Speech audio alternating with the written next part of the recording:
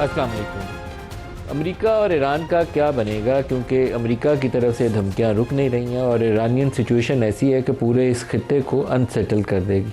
अभी ताज़ा तरीन ख़बरें ये थी कि अमेरिका ने इस इलाके में बाज़ बेसिस से अपने स्टाफ को विड्रॉ किया है और ख़ास तौर पर जो कतर के अंदर उनकी अल अदीद एयर बेस है वहाँ से कुछ स्टाफ को हटाए जाने की खबर है। अल अदीद बहुत बड़ी बेस है, एक तरफ कतरी एयरफोर्स वहाँ काम करती है और दूसरे हिस्से में अमरीकी वहाँ बैठे हुए हैं और कई हज़ार अमरीकी और कई लड़ाका तैयारे उनके मौजूद हैं। बल्कि कतर के अंदर जब इसराइल ने हमला किया तो उसकी भी खबर ये थी कि उसकी रीफ्यूलिंग के लिए वो जो टैंकर वगैरह थे वो इसी एयरबेस से उड़े थे। यहीं से उड़ के उन्होंने इसराइली तैयारों की रीफ्यूलिंग की और उन्होंने कतर के ऊपर ही जाके तो हमला कर दिया, वो जो पीस निगोसिएशन में कतर रोल अदा कर रहा था। इस वक्त सूरत हाल ये होगी, जो ईरान के ऊपर इतलात आ रही हैं कि तेहरान के बाज़ इलाकों के ऊपर नो फ्लाई जोन इस्टेब्लिश किया गया। वो एंटीसिपेट कर रहे हैं कि किसी वक्त भी उनके ऊपर स्ट्राइक्स हो सकती हैं। पूरा इस रीजन जो है उसको क्या पोजीशन इख्तियार करनी है, पाकिस्तान के ऊपर उसके क्या असरात होंगे, अमेरिका जो नई टैरिफ लगाने की जो भी ईरान से ट्रेड करेगा धमकियां दे रहा है, उसके ऊपर चाइना और रशिया का क्या रद्दमल होगा। चाइनीज़ उसके ऊपर पहले ही प्रोटेस्ट कर चुके हैं, बड़ा सख्त रद्दमल उन्होंने दिया और अभी से थोड़ी देर पहले रशियन फॉरेन मिनिस्ट्री जो है उसने भी अपना एक स्टेटमेंट जारी कर दिया जिसमें उन्होंने कहा कि वो इन पाबंदियों को नहीं मानते और ईरान के साथ जो उनकी ट्रेड है वो जारी रहेगी। गज़ा के ऊपर जो ट्रंप साहब का एक पीस प्लान था 20 नुकाती, उसका पहला हिस्सा तो ये था कि सीज़ फायर होगी। सीज़ फायर कहने को तो अनाउंस होगी लेकिन अमली तौर पर इसराइल रोज़ाना हमले करता है और फ़लस्तीनियों की शहादत में उसका वो खून से हाथ रंगे हुए हैं।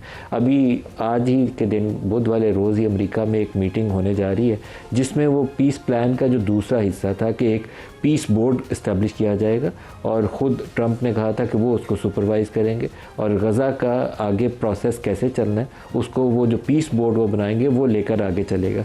तो ये बड़ी डेवलपमेंट्स हैं मिडल ईस्ट के हवाले से और आज के प्रोग्राम में हम आगाज़ में इसी को डिस्कस करेंगे और आगे चलकर पाकिस्तान के सियासी मामला तो उसको भी कवर करेंगे। आज के प्रोग्राम ज्वाइन कर रहे हैं डॉक्टर आदिल नजम साहब, माहिर बैनुल-अक़वामी अमूर हैं और इसके अलावा एयरफोर्स के रिटायर्ड ऑफिसर इजाज़ महमूद साहब हमें ज्वाइन कर रहे हैं और आबिद शेर अली साहब PMLN से और शफ़ी जान साहब PTI से हमारे साथ हैं। सबको खुश आमदीद कहते हैं प्रोग्राम में। डॉक्टर आदिल साहब, आपसे पहले जानना चाहूँगा ईरान की सूरत हाल और ये मिडल ईस्ट इमर्जिंग सिचुएशन, ख़ास तौर पर गज़ा में भी पीस बोर्ड अनाउंस होने जा रहा है, तो क्या बनता है ईरान के ऊपर हमला? बहुत से लोगों का ख्याल ये है कि अमेरिका करे ही करे, पीछे नहीं हटने वाला। आप क्या कहते हैं? बहुत शुक्रिया नदीम साहब।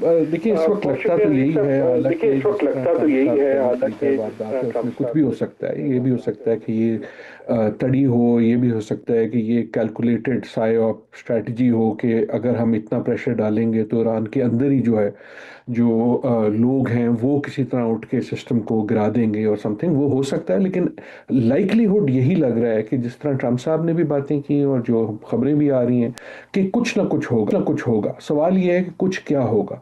कंसेंसस सीम्स टू बी कि conventional boots on the ground तो नहीं हो सकते या नहीं होंगे।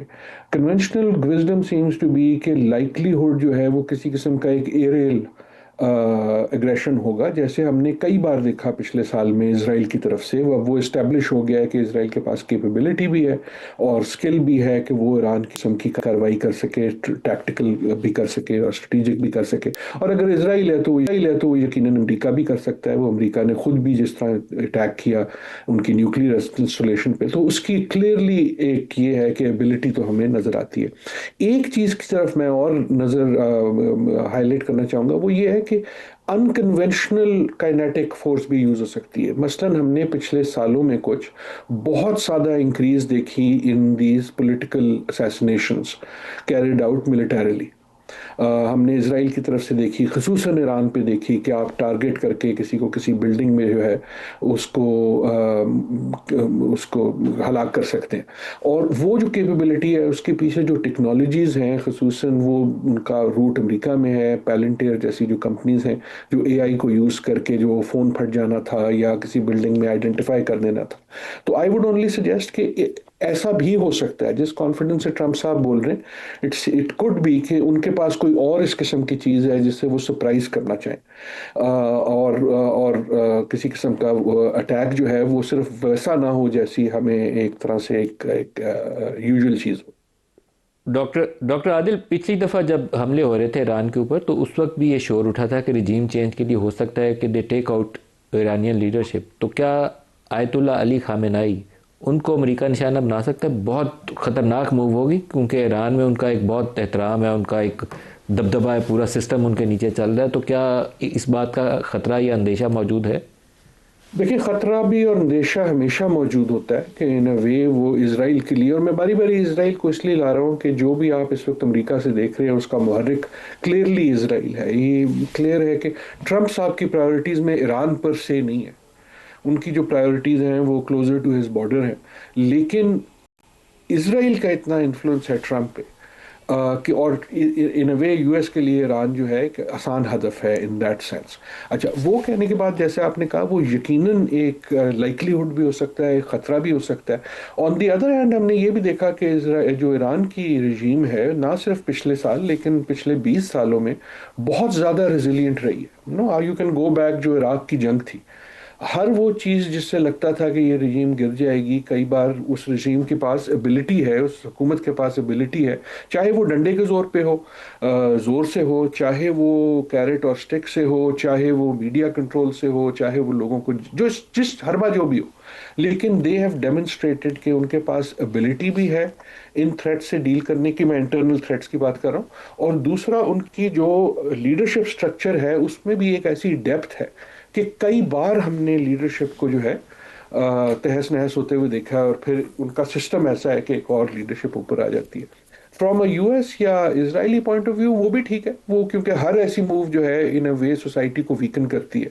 और वीकन के हवाले से यार मैं एक बड़ी चीज़ हाईलाइट करना चाहूँगा, इतने हम एक अंदोनाक दुनिया में रह रहे हैं कि बड़ी खबरें इतनी बड़ी हैं कि बहुत बड़ी खबरें जो हैं वो खबर भी नहीं बनती। आपने बिल्कुल दुरुस्त कहा कि पूरे मुश्क वस्ता में आपने गज़ा का बिल्कुल दुरुस्त कहा कि देखें, गज़ा में कल, गुज़श्ता कल भी क़यामत थी, आइंदा कल भी क़यामत है, और आज भी क़यामत है। लेकिन उस पे कोई एम्बेसीज जो है उनको बुला के नहीं कह रही कि तुम इन प्रोटेस्ट का क्या कर रहे हो। लेकिन सिर्फ गज़ा नहीं है, आप अगर आज की खबरें देखें कि यमन में क्या हो रहा है, इन एनी अदर वर्ल्ड हम उसकी बात इस वक्त कर रहे होते। आज सूडान, के दिन सोमालिया, में सीरिया एवरीवेयर, में क्या हो रहा सीरिया। है? हाँ, सीरिया में क्या हो रहा है? अमेरिकन जहाज जो हैं वो अटैक कर रहे हैं। हमने इवन वेनेजुएला को एक तरह से टेक ऑफ कर दिया, लेकिन वेनेजुएला इस वक्त खामोशी से नहीं बैठा हुआ। आपके सोमाली लैंड में क्या हो रहा है? तो एक तो ट्रंप साहब का मिजाज ऐसा है, दूसरा I would again go to Netanyahu कि इन अ वे उनकी सक्सेस ये है कि उन्होंने पूरे रीजन में इतनी हलचल, इतनी ज्यादा जगह पे, हम लबनान की अब बात ही नहीं करते, हम सो अगेन इतनी सारी चीजें उठा के जो है ना, आपका पूरे की पूरी बसात जो है वो उल्टी ऐसी कर दी है कि देखने वाला, सोचने वाला, सारे फरीकैन जो हैं वो उस मलबे में ये भी नहीं फैसला कर सकते कि किस जगह फोकस करें। तो आप आज की खबर यमन की देखिए, एजाज आप महमूद आज साहब को भी गुफ्तगू में शामिल कर लें। एजाज साहब, आप क्या ईरान के मामले में क्या सूरत हाल बनती नजर आती है? पिछली जंग अभी भूले नहीं और अगली जंग फिर सर पे खड़ी नजर आ रही है। बहुत शुक्रिया मलिक साहब। देखिए, एक चीज तो तयशुदा है कि अमेरिकन प्लान्स में, बल्कि to be very precise president Trump के प्लान्स में एक रिजीम चेंज उनकी विश लिस्ट पे टॉप पे है ईरान के हवाले से। लेकिन इसकी अपेरेंटली कोई जो है सूरत उनके नजर नहीं आती, क्योंकि जैसे भी डॉक्टर आदिल कह रहे थे, यकीनन वहाँ की जो लोगों की पॉलिटिकल या सोशल जो ओरिएंटेशंस हैं, उसमें अभी भी मैं समझता हूँ कि 60 to 70% लोग जो हैं वो मौजूदा जो क़यादत है ईरान की, वो उनके साथ हैं। बाकी जो रिमेनिंग पोर्शन है वो ठीक है, वो अपने एहतजाज भी कर रहे हैं, सोशल इकोनॉमिक इश्यूज भी हैं, लेकिन ये सारी चीज़ें अपेरेंटली ऐसे ही लगता है कि ये डिफ्यूज हो जाएंगी आने वाले दिनों में। और अमेरिका के पास कोई ऐसा डायरेक्ट जवाब भी नहीं है इस अटैक का, लेकिन जाहिर है आजकल जो ऑर्डर ऑफ द डे है उसमें उनको किसी जवाब की ज़रूरत ही नहीं होती। वो जब चाहें, जहाँ चाहें, वो अपने जो है दांव दिखाने के लिए, उसको रीइटरेट करने के लिए, वो ऐसे ही जो है उनका नीजर रिस्पॉन्स तो होता है। एजाज साहब, आप क्या आपको है इस बात का खतरा कि अमेरिका हमला करेगा ईरान के ऊपर, या आप समझते हैं कि अमेरिका हमला नहीं करेगा? जी मेरा एक थोड़ी गट फीलिंग कह लीजिए, या जिस तरह हम सारे डिफरेंट एनालिसिस को जो है फॉलो कर रहे होते हैं या एक्स्ट्रापोलेट करके सोचते हैं, मेरे ख्याल में ये लगता है कि ये बुलिंग ज़्यादा है और किसी अप्रोप्रिएट मोमेंट पे ये चीज़ जो है वो उसको होल्ड कर लेंगे, क्योंकि उससे वो कोई ऑब्जेक्टिव अचीव नहीं कर सकते। देखिए किसी भी इतने बड़े स्टेप के लिए कोई मिनिमम ऑब्जेक्टिव तो होना चाहिए ना जिसको आप अचीव करें। मैक्सिमम ऑब्जेक्टिव ना सही, मिनिमम ऑब्जेक्टिव तो आप अचीव करें। इतनी बड़ी मिलिट्री माइट के साथ अगर आपने फिर से एक अजीमत उठानी है तो वाई टू डू दैट। अच्छा इजाज साहब आप साथ ही रुकिएगा, मैं डॉक्टर आदिल साहब से भी इस पे राय ले लूँ। इजाज साहब एंड गोल क्या है अमेरिका का ईरान पे हमला करके? वो क्या डॉक्टर आदिल साहब एंड गोल क्या है? अमेरिका क्या अचीव करना चाहेगा ईरान के ऊपर हमला करके? देखिए इजाज साहब ने एक बड़ी इंपॉर्टेंट डिस्टिंक्शन की है जो मेरे ख्याल में हमेशा करनी चाहिए कि अमेरिका का गोल क्या है और ट्रंप का गोल क्या है, दो फर्क चीज़ें हैं। या हमेशा एक चीज़ नहीं होगी। और ट्रंप का गोल जो है वो बड़ा इमीडिएट होता है, बड़ा विसरल होता है, आज सुबह के नाश्ते की टेबल पे डिसाइड होता है। मैं ये मजाक के लिए नहीं कह रहा, ये अब हमने देख लिया ना कि आप अगर सोचे वेनेजुएला में उनका एंड गोल क्या था। मडोरो को हटा दो, मडोरो को हटा दिया, लेकिन जो अब वहाँ हुकूमत है वो तो उन्हीं लोगों की है जो मडोरो से पहले की थी। और तेल वाली चीज़ भी लग रहा है कि वो वैसी हुई नहीं जैसे उन्होंने सोचा। सो ट्रंप के गोल्स में एक तो ये है कि ईरान के खिलाफ कोई भी चीज़ करने की अमेरिका में जय जयकार बड़ी है, क्योंकि ईरान और अमेरिका के ताल्लुकात इतने पुराने कशीदा हैं। वो एक पर्सनली लिया जाता है, विसरली लिया जाता है अमेरिका में। ईरान का कोई दोस्त नहीं है ना अमेरिका में ना वेस्ट में, तो इसलिए it is in some ways an easy target to talk about. तो एक तो चीज जो है, दूसरा एंड अगेन ये विस्तर वो लगेगा छोटी बात लेकिन नहीं है। आई डू थिंक कि ट्रंप साहब बड़े क्लियरली प्ले करना चाहते हैं मेजर बिग टेबल पे, बिग ग्लोबल ऑर्डर टेबल पे। और बिग ग्लोबल ऑर्डर टेबल पे ये कहना कि मैंने ईरान का मसला भी हल कर लिया कोई छोटी चीज नहीं है। और उसके लिए मसला हल होना जरूरी नहीं होता, उसके लिए सिर्फ कोई ऐसी कार्रवाई जरूरी होती है जिससे आप जो है कुछ नजर आए। और अगेन मेरे ख्याल में सबसे बड़ा जो गोल है वो बेसिकली नेतन्याहू है। आप अगर देखें कि जब से ट्रंप साहब प्रेसिडेंट बने हैं, आज 14 तारीख हो गई है, 20 को उनको एक साल हो जाएगा। इस साल में सबसे ज्यादा मुलाकातें उनकी किस लीडर से हुई? वो हुई हैं नेतन्याहू से। उनकी अपनी ऑपोजिशन वाले लोग से इतनी मुलाकातें शायद नहीं हुई जितनी नेतन्याहू से हुई।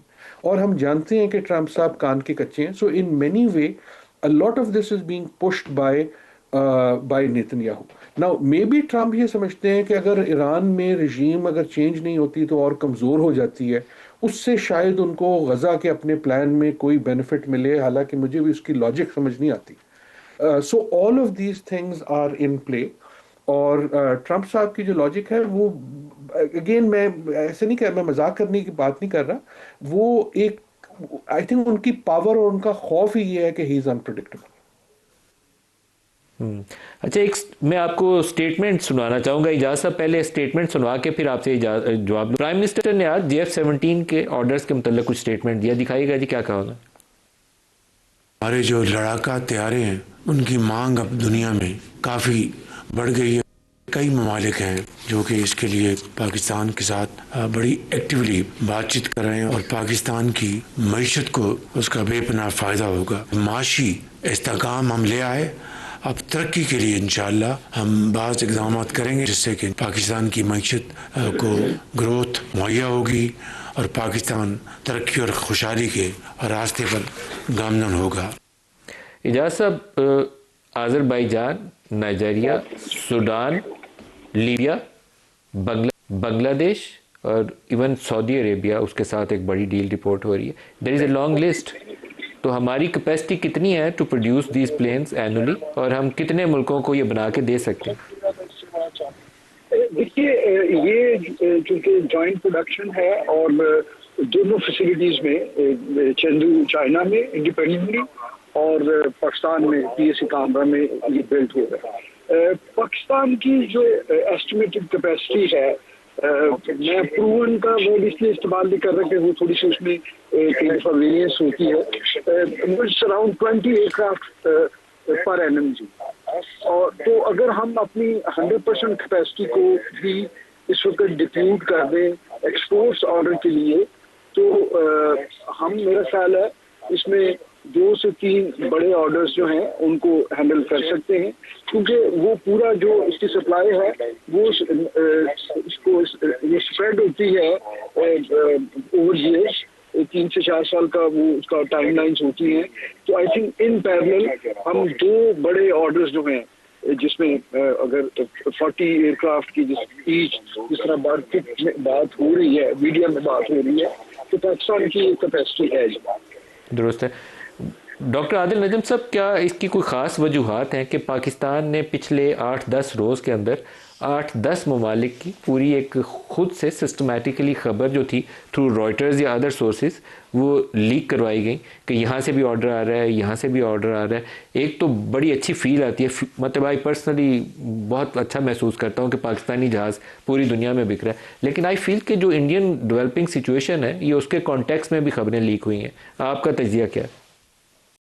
मेरे पास सिर्फ तजिया हो सकता है, खबर तो मेरे पास कोई नहीं है। आई डू नॉट नो लेकिन कि लीक हुई है या नहीं हुई है, लेकिन इसकी टाइमिंग इंपॉर्टेंट है, ना सिर्फ पाकिस्तान के हवाले से। इस वक्त अगर आप पूरी दुनिया को देखें तो हर मुल्क जो है, हर लीडर जो है वो यही समझने की कोशिश कर रहा है कि ये दुनिया जो तब्दील हो रही है इसमें मैं अपने आप को कैसे प्लेस करूं। और पाकिस्तान की प्लेसमेंट में पाकिस्तान की जो मिलिट्री प्रावेस है अब वो बहुत अहम हो गई है, ख़ुसूसन जो एक हमाकत की मोदी साहब ने मई में, उसकी वजह से।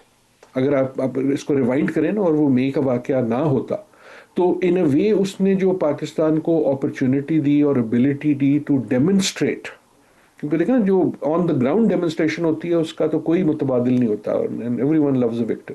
तो इन अ वे जो पाकिस्तान को स्ट्रेटेजिकली अब देखा जा रहा है as not only a defence provider, कितने जहाज बिकते हैं या क्या बिकते हैं आई हैव नो आइडिया, लेकिन एज ए मिलिट्री पार्टनर एक ऐसे वक्त पे जब दुनिया का हर लीडर हर जगह, ये सिर्फ पाकिस्तान में नहीं है, हमारे रीजन में नहीं है, अफ्रीका में भी यही हो रहा है, ऑस्ट्रेलिया में भी यही हो रहा है, ये फैसला करने का कोशिश कर रहा है कि किसके साथ मैं दोस्ती कर सकता हूँ, कौन मेरा एलाई हो सकता है, कौन मेरी किसी वक्त मदद कर सकता है या डायरेक्टली या इनडायरेक्टली।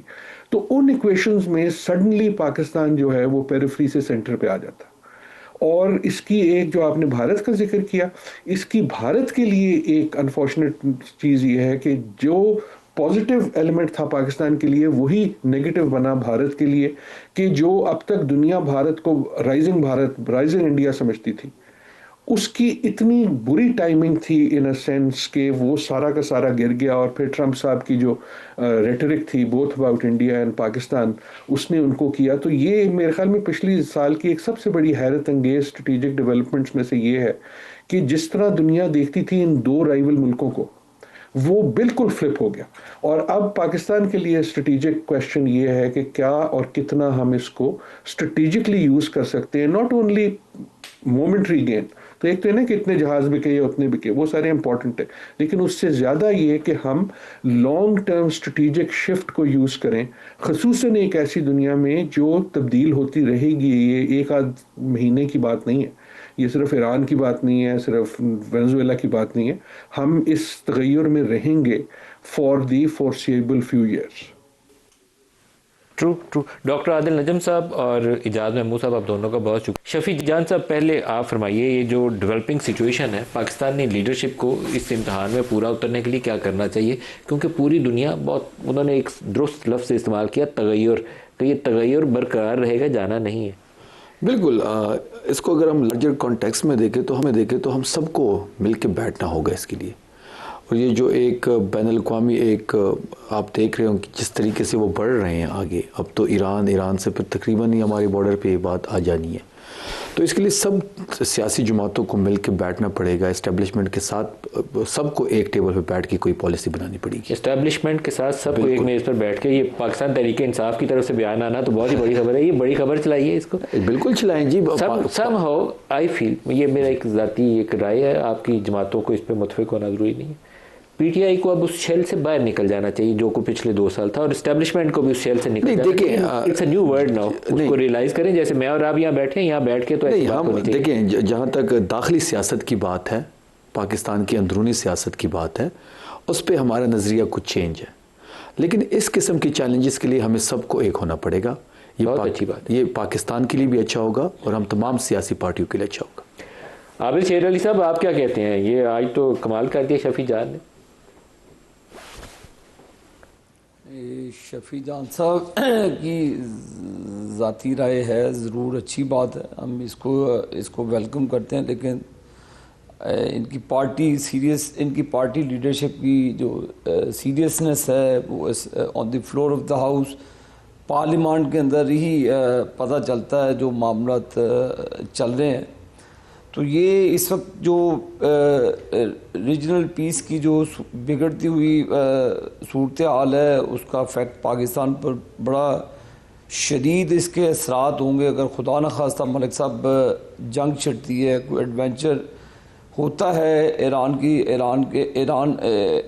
पे, तो जितने खलीजी ममालिक हैं इज़राइल समेत, पाकिस्तान, ईरान, चाइना, इंडिया, तो ये एक खुदा न खास्ता तीसरी आलमी जंग भी छिड़ सकती है। जैसे भी डोनाल्ड ट्रंप साहब की हरकत हैं जो वो अपना एडवेंचर कर रहे हैं, वेनेजुएला में किया, अब ईरान के पीछे पड़े हैं, तो इसके पीछे भी उनकी ज़ाहिर है उनकी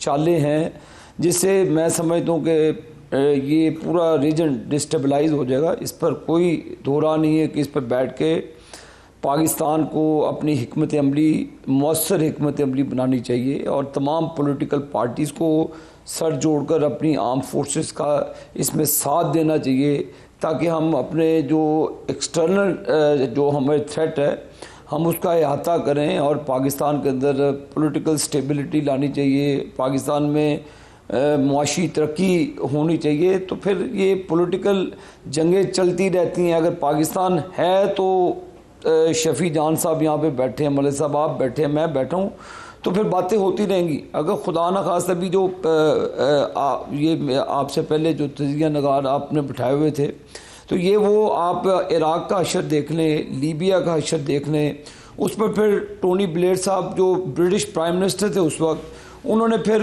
माफ़ी भी मांगी जी हमने मिस एडवेंचर किया इराक़ के अंदर या लीबिया में। तो ये तमाम वो फैक्टर्स हैं जिनको हमें नज़रअंदाज नहीं करना चाहिए, क्योंकि पाकिस्तान की बड़ी अहम रोल है इसके अंदर। एटॉमिक पावर अल्लाह ताला ने पाकिस्तान को बनाया है और बहुत से ममालिक की नज़रें हैं जो सैंक्शंस माजी में भी लगती रही हैं, इन फ्यूचर भी कुछ इस तरह की जो काम हो सकते हैं। तो मलिक साहब this is the right time कि हमें अपने सर जोड़कर इत्तेहाद के साथ अपनी बैठना चाहिए, ताकि हम अपने मुल्क को महफूज रखें और पाकिस्तान को एक सेफ हेवन। ब्रेक करीब आ गया, ब्रेक ले लें। अभी आप देख लें।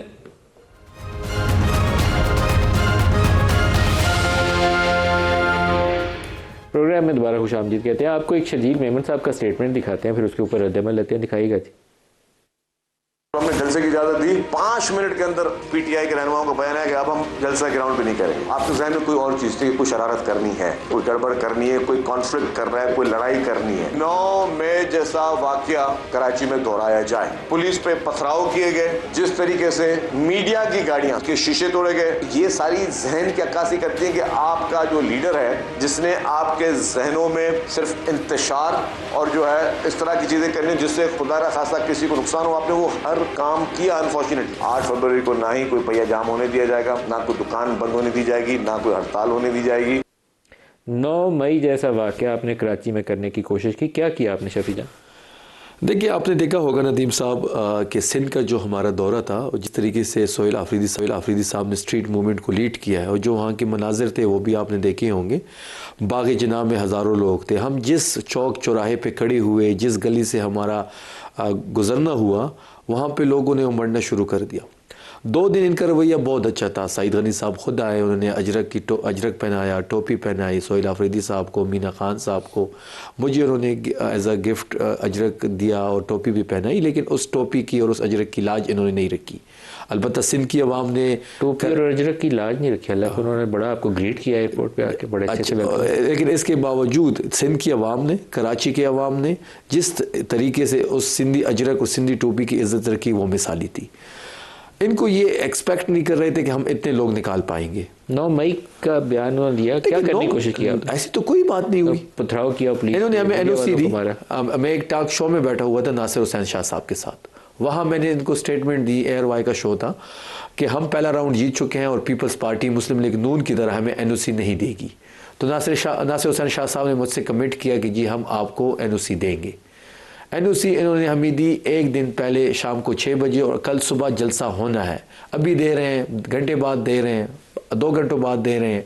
6 बजे शाम को दिया एनओसी, रिटर्न एनओसी, और अगले दिन जलसा होना था। हम थे हैदराबाद में उस वक्त, कराची का पहला दिन गुजर चुका था, हमने दूसरे दिन हैदराबाद जाना था। हैदराबाद में स्ट्रीट मूवमेंट हो रही थी, हैदराबाद में जो लोग निकले थे, जो जाम शोरों में निकले हुए थे, जिस तरीके से सिंध यूनाइटेड पार्टी ने वहाँ पर एक जलसा कराया, तो वो जो सारी विजुअल्स आ रहे थे तो ये बौखलाहट का शिकार हो रहे थे। अगली सुबह जलसा है, लोग हमारी जलसागाह में बागी जना में मौजूद हैं, इनकी पुलिस जाती है, लाठी चार्ज होता है, लोगों की गाड़ियां तोड़ी जाती है। वहाँ पे सीएम खैबर पख्तूनख्वा ऐलान करते हैं कि मैं हैदराबाद से वापसी पे जलसागाह जाऊँगा। हम वहाँ से निकलते हैं, 1.5 घंटे का रास्ता हमने 8 घंटे में तय किया। हम 12 बजे निकले हैदराबाद से, हम अगली सुबह के 8 बजे कराची पहुँचे। रास्ते में इन्होंने ट्रेलर को वर्टिकल उसमें लगाया हुआ था, पुलिस सिंध मोबाइल की जो पुलिस मोबाइल होते हैं वो खड़े थे। उनसे जब हमने पूछा कि आपने रोड क्यों बंद किया, वो ये कहते हैं कि जी ऊपर से आर्डर है। 5 जगहों पे मैंने, मीना खान साहब ने, शाहिद खटक साहब ने, सीएम साहब खुद गाड़ी से उतरे, हमने रोडें खुलवाई और हम 8 बजे सुबह कराची पहुंचे। इनकी जब ऊपर से प्रेशर पड़ा, जब इनको ऊपर से ये कहा गया कि आप क्या कर रहे हैं और वहाँ पे तहरीक इंसाफ के लोग निकल रहे हैं, इनको रोका जाए, तो तब इन्होंने ये हरकतें शुरू की। हमने तो कोई कानून हाथ में नहीं लिया। एनओसी इन्होंने दी, एनओसी देने के बावजूद उसी ग्राउंड में इन्होंने शेलिंग कर दी, उसी ग्राउंड पे हमें कंटेनर नहीं लगाने दिया गया, उसी ग्राउंड पे हमें साउंड सिस्टम लगाने नहीं दिया गया, उसी ग्राउंड पे लाइटिंग का बंदोबस्त नहीं करवाने दिया गया। इसके बावजूद हमने कानून को हाथ में नहीं लिया। हमने बागी जना में हज़ारों लोगों का एक जलसा किया, और जब वहाँ पे सोहेल आफरीदी साहब को नहीं जाने दिया गया तो नुमाइश पे जो जलसा हुआ जिसे सोहेल आफरीदी साहब ने खिताब किया, वो तारीखी मनाजिर थे। आबिद शेर अली साहब, कोई तरीका है कि थोड़ा सियासी चपकलश में कमी आ जाए, या ऐसे ही मैच चलता रहेगा? बात मलिक साहब ये है कि कोई इतराज़ नहीं है जलसे जुलूस का, हमें किसी किस्म का कोई इशू नहीं है। जब आप जलसे की आड़ में कोई माइलेज लेने की, कोई साजिश करने की, आप देखें हमारा तो एक्सपीरियंस है, अल्लाह करे पीपल्स पार्टी वालों को भी पहले अकल आ जाती। धरना हुआ, आपकी कैमरे की आंख ने देखा सारा जो माजरा हुआ, जो रोडें खोदी गई, खंदकें खोदी गई, पीटीवी पे हमला किया गया, सुप्रीम कोर्ट की, पार्लियामान की तजलील की गई। फिर लाहौर में 9 मई का वाक़या हुआ, वर्कर्स बेचारे जिनको एक शील्ड बनाकर इन्होंने एक ज़ाती शख्स के लिए इस्तेमाल किया, उनको 10-10 साल की सज़ा हुई है। कितने पीटीआई के लीडर उनको जेलों में जाके मिलते हैं, कितने ने उनके ख़ानदानों को लुक आफ्टर किया है, कितने उनके घरों में बेचारे रोटी नहीं होगी, पैसे देने आते हैं। वकला की कोई क्या कर रहे हैं आप लोग? आप उधर पुधर कर रहे हैं। हम मुल्क को स्टेबिलिटी की तरफ ले जाना चाहते हैं, ये पाकिस्तान को इंतशार की तरफ लेकर जाना चाहते हैं। ये पाकिस्तान को एहतजाज, ये माजी में भी प्रैक्टिस करते रहे हैं। माजी में भी हम अल्लाह के फजल करम से इनसे उस वक्त बहुत से लोग, आपको पता है कि सुप्रीम कोर्ट की जजमेंट थी जो फैज़ाबाद धरने पे किस तरह लोगों को पीएमएलएन के ख़िलाफ़ बैठाया गया, किस तरह हमारे वुज़रा के ऊपर गोलियां चलाई गई, यहाँ तक कि हमारे जो लीडर थे उनके ऊपर जूते फेंकवाए गए। आपने कोई ऐसा कॉर्नर नहीं छोड़ा कि जहाँ पर आप पाकिस्तान को डिस्टेबलाइज ना कर सके। आपने हर वो हरबा इस्तेमाल किया। आपको इजाज़तें दे दे के थके, लेकिन उस इजाज़तनामे में कोर कमांडर का रुख कर लें, घर का शोधा की यादगारें जला दें, पाकिस्तान की अमलाक को जला दें, पाकिस्तान बंद कर दो। तो ये मलिक साहब, ये कब तक ये चलेगा कि पाकिस्तान ही बंद कर देना है? तो फिर आपको तो मज़े लेते हैं। आप अपनी केपीकी की अवाम को क्या दिया है इन्होंने पिछले 15-16 साल में? इनको तीसरी हुकूमत मिली है केपीके के अंदर। पहली हुकूमत नवाज शरीफ साहब ने इनको सदका खैरात में दी। काश फिर उस वक्त मौलाना साहब की बात मानी होती तो शायद ये आज हमें सूरत हाल का सामना ना होता। परवेज खटक साहब चीफ मिनिस्टर बने, उसके बाद फिर इनकी हुकूमत आई, फिर इनकी हुकूमत आई, तो आप केपीके के बदरीज हालात बिगड़ते हुए लॉ एंड ऑर्डर की सिचुएशन देख लें, डेवलपमेंट देख लें। आप सूबों में जाके इंतशार पढ़ाते हैं, कभी हुआ है मलिक साहब आप बगैर अपने आईडी के आप घुस जाएं? आप किसी को क्या पता कि असेंबली में कौन घुस रहा है? पंजाब असेंबली में इन्होंने तमाशा लगाया। अब सिंध वालों ने अगर इनको इज्जत दी थी, इनको इज्जत रास नहीं आती, तो इनको मैं समझता हूं कि ये अपने केपी में जलसे करें। वहां पे तो ये जलसे भरते नहीं है, वहां पे इनसे जलसे होते नहीं है। केपी के अंदर सिंध में मजाक कर रहे हैं तो भाई सर आपने ये क्यों कहा अपने केपी में जलसे करें? मुझे ये माइंडसेट आप चेक करें, ये माइंडसेट है सर। केपी हमारे, ये माइंडसेट है इनका। केपी हमारे पाकिस्तान का हिस्सा है ना सर। ये मत कहें कि हमारा माइंडसेट बिल्कुल ठीक है। आपके इनकी हुकूमत है वहां पे, आपने बता दिया है कि जुमले में मैंने मलिक साहब इसी तरह पे राय में कहा कि इनकी हुकूमत है, करें जलसे वहां पे। इनको वहां पे एनओसी की जरूरत नहीं है, करें 10 लाख बंदे का मजमा करें ना जी, जैसे ये सीटें जीत के आते हैं, हर हल्के से बंदा करें। पेशावर शफी जान देखें, ये इन्होंने सदका खैरात की बात की कि नवाज शरीफ ने हमें 2013 में सदका खैरात में केपीके की हुकूमत दी। सदका खैरात तो इनको मिलता है हमेशा, जनरल जिलानी से लेके आज तक 8 फरवरी का इलेक्शन सदका खैरात में तो ये बैठे हुए हैं। 17 सीटों की पार्टी है, 17 सीटों पे पूरे पाकिस्तान पे हुकूमत कर रहे हैं। इनका नवाज शरीफ अपनी सीट हार चुका है, सदका खैरात में उसको सीट मिली हुई है। मरियम नवाज अपनी सीट महर शराफत से हारी हुई है, उनको सदका खैरात में सीट भी मिली है, हुकूमत भी मिली है। तो ये बौखलाहट का शिकार होता है जब आप लोगों के मैंडेट पे डाका डालते हैं। ये कहते हैं कि जी इंतशार तो इन्होंने किया, इन्होंने इमरान खान के मैंडेट पे डाका डाला, इन्होंने पाकिस्तान तहरीक इंसाफ के 180 सीटों के मैंडेट पे डाका डाल के हुकूमत बनाई, जाली हुकूमत बनाई। इनका वज़ीर-ए-आज़म जाली है, इनकी सीएम जाली है। और जब फॉर्म 45 का हलाल के वोट से आया हुआ वज़ीर आला पंजाब में जाता है तो फिर खौफ इतना होता है कि रेस्ट एरिया जो है वो सील हो जाते हैं, गुलबर्ग में कर्फ्यू लगता है, लिबर्टी को 4-4 किलोमीटर दूर से नाके लगा के बंद कर दिया जाता है। पंजाब असम्बली में ये खुद लोगों को घुसा के, जहाँ तक सिंध की हुकूमत की इन्होंने बात की और शर्जील मेमन साहब की आपने बात की। देखिए सिंध में जो कुछ हमने देखा, जो जुनून हमने हैदराबाद में देखा, जो जामशोरों में देखा, हम इंटीरियर सिंध जा रहे हैं, हम बलूचिस्तान मूव कर रहे हैं, हम 25 तारीख तक खैबर पख्तूनख्वा में स्ट्रीट मूवमेंट को सोहेल आफरीदी साहब लीड कर रहे हैं। और जिस तरीके से सोहेल आफरीदी साहब आगे बढ़ रहे हैं, लोगों की जो उम्मीद नजर आ रही है। आप और सोहेल आफरीदी दोबारा कराची जा रहे हैं? जी हम दोनों कल इंशाल्लाह दोबारा जा रहे हैं। क्यों जा रहे हैं? हमारा एक वर्कर था बिलाल साहब, उनकी हमारे साथ एक लियारी एक्सप्रेसवे पे जब हम बागी जनाब मूव कर रहे थे, उस रैली में वो हमारे साथ था मोटर बाइक पे। वो एक हादसे की नज़र हुआ और एक दिन के बाद उनकी शहादत तो हुई। मैं कल उनके घर भी गया सोराबगोट, मैं आज वापस आया हूँ। मैं कल सीएम सोहेल आफरीदी साहब उनके घर जाएंगे, उनकी लावाकीन से मुलाकातें करेंगे, वहाँ पर उनके वालिद साहब से उन्होंने मुलाकात करनी है। दुआए मगफरत के लिए हम दोबारा जाएंगे। दुआए मगफरत है या दोबारा? दुआए मगफरत की जाएंगे और उसी दिन हमने वापस भी आ जाना। अब सब हालात इस वक्त दुनिया के ऐसे हैं कि बहुत ही अनप्रेडिक्टेबल सिचुएशन है। वो जो ट्रंप अभी वो हमें डॉक्टर आदिल नजम ने कहा ना कि सुबह नाश्ते पे डिसाइड करता है कि आज क्या करना है, वेनेजुएला के सदर को उठा लो तो उठा लाए हैं वो। तो this is the world we live today. तो हमें उसके मुताबिक अपने आप को ढालना पड़ेगा, प्रिपेयर करना पड़ेगा। उसमें जो दाखिली सलामती है ना, आपकी इंटरनल यूनिटी, हार्मनी, वो बहुत मैटर करती है। हमें समहाउ वो अचीव करनी पड़ेगी। मर साहब आपने बिल्कुल सही फरमाया। जब एक सूबे का चीफ मिनिस्टर उठ के अफगान पॉलिसी पर अपनी फ़ौज के ख़िलाफ़ बयान दे देगा और तायीद करेगा दूसरे ममालिक को, और अफ़गानिस्तान में जो पाकिस्तान में इंसर्जेंसी हुई, दहशतगर्दी हुई, हमारे फ़ौजी शहीद हुए, हमारे पुलिस के लोग शहीद हुए, हमारी आम आवाम शहीद हुई, और इनके चीफ मिनिस्टर फरमा रहे हैं कि जी इनका तो ताल्लुक ही कोई नहीं है, ये गलत हो सकता है। तो जब आपकी सोच तालिबान वाली होगी, जब आपका एजेंडा तालिबान वाला होगा, तो मलिक साहब इस पे भी गौर व खौज करना ज़रूरी है।